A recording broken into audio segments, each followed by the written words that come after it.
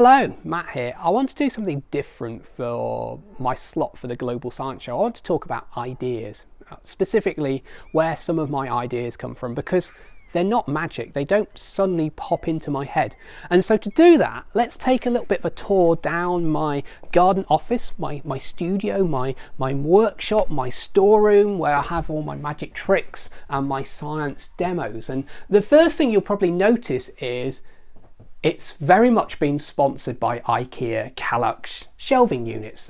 I'm surrounded by books and boxes of science demos that I use in my shows.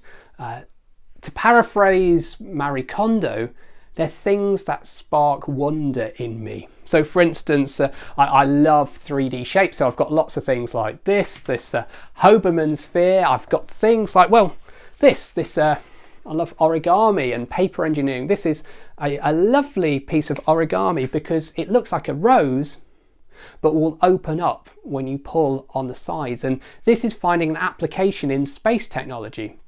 If you're going to launch a satellite, you want a satellite that has a small volume. But when you're in space, you want a solar panel with quite a wide surface area.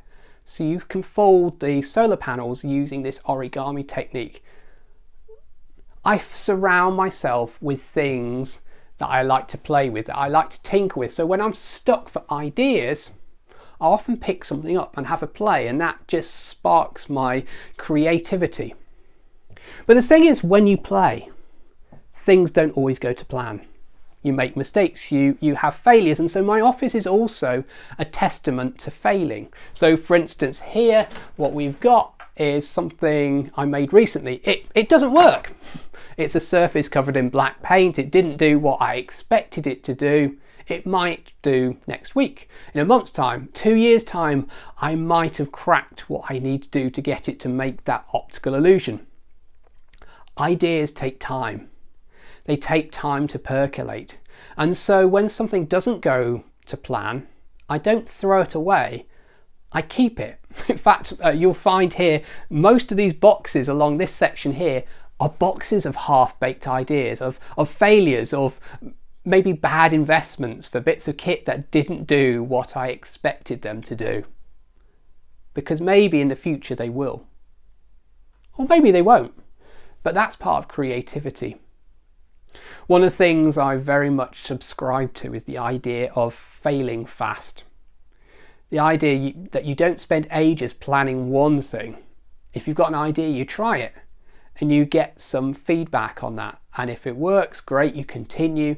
And if it doesn't, well, then you just reject that idea or you store it for a later date. Which is why a lot of my work is made from cardboard and tape and hot glue guns, because I want to make something quickly to check it works, and then I often put it out on Twitter or Instagram to get comments and feedback, because I learn from that.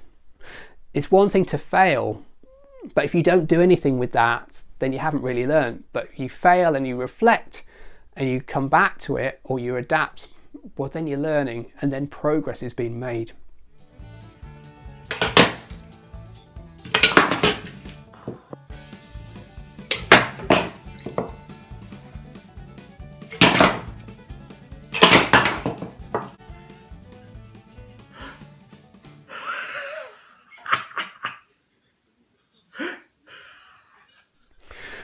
You'll notice there's lots of books around here. So many of my ideas come from reading. I have quite an eclectic interest, whether that's behavioural economics, whether it's forensics, whether it's just graphic design, because my ideas get sparked by that. And I always say that your creative input needs to be greater than your creative output. So you always need to be feeding yourself, feasting on great works, great ideas from other people, because eventually your head might take some of those things and put your own twist on that. So I surround myself with books that I pick up and look at for ideas. And so one of them recently I've read was a book by Walter Wicks. He's a photographer. He makes these optical tricks. And one thing really struck me, and you'll notice behind me here, various checker patterns. That's been one of my obsessions during lockdown, taking this idea and slowly tweaking and adapting it over time. And that has led to this next thing.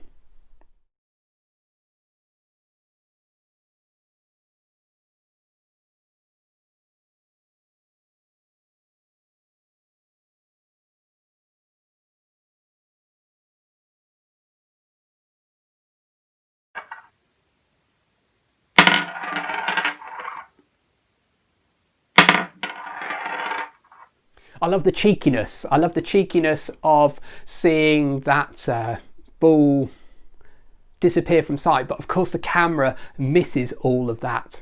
So there we go, just a little insight into some of the ways I come up with the ideas, and it's really simple actually. Feed yourself well. Feed yourself with ideas that spark wonder.